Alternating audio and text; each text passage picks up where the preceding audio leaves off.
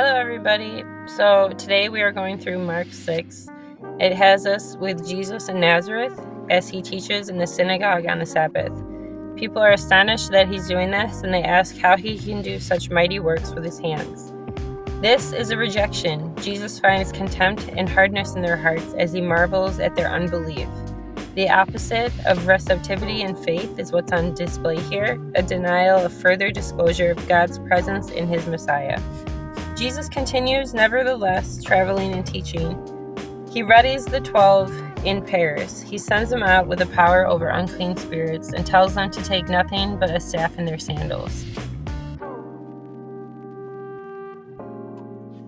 The study Bible that I use says that this initial preaching tour of the disciples is an exercise in radical faith. They must now depend totally upon God. The 12 go and they teach that men should repent, and they cast out many devils and anoint the sick to heal them. People are really talking now about Jesus. Herod's high courts hears whispers that Jesus is in fact John back from the dead, or that he is Elijah, or that he is a prophet, a true understatement in all forms of what he actually is. The world fails to recognize him as God's son. It goes into the backstory of John's beheading. John calls out Herod, basically, and says it's not lawful for him to have his brother's wife. His beheading comes swiftly after a dance with the daughter of Herodias, a bargain he must keep his word on, so he does it. This is foreshadowing of the persecution to come for Jesus. The disciples then return to Jesus to tell them of their stories, and Jesus can tell that they need rest. They go to leave to a desert place. When they go, they are gathered unto by people from all around. Jesus sees so many people that he's moved with compassion and starts to teach them many things. Late in the day, the disciples go to Jesus and ask him to send them away. Jesus says, "Give them food." Between the disciples, they have 5 loaves of bread and 2 fish. Jesus breaks the bread and offers the blessing and gives it to the disciples to pass out, and they did. And they all ate their fill. Right away, they are on the go on the ship, and then Jesus goes to pray on a mountain.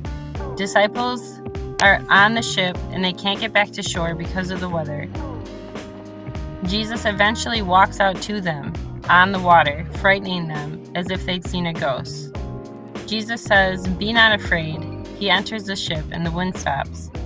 They make it then to land, and people hear of his passing through, and the multitudes of the sick are brought forth to be healed, even if it's just to touch the border of his garment. And as many people that touched him were healed. Hi, everybody. I just wanted to take a second to reflect on the miracles that Jesus performed, specifically the feeding of the men with the bread and the fish. Even in the study Bible, this miracle seems to be overshadowed by the walking on the water and the stilling of the wind.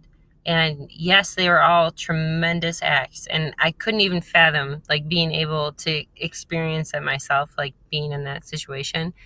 But the fact that Jesus took 5 loaves of bread and 2 fish and made that feed 5,000 grown men. The study Bible I use specifically states that it was men and no women or children.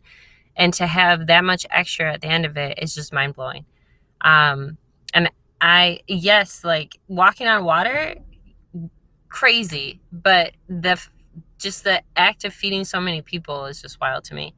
I wanted to take a second to kind of connect on it. I am out of my work zone at the moment, you'll see, but I'm not driving. But yeah, I just wanted to take a second and connect and see what you thought about it. Jesus is performing miracles literally left and right at this point, and teaching and teaching and teaching.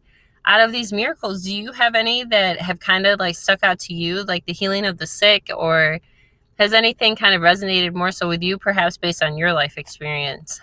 Drop a comment below and let me know, and that would be awesome. But yeah, thanks very much for watching. I'm not looking at the camera. I'm looking at myself. This is weird. I have to get used to it, so I'm sorry. But thanks, everybody, and have a good day. I'll catch you next time. Bye.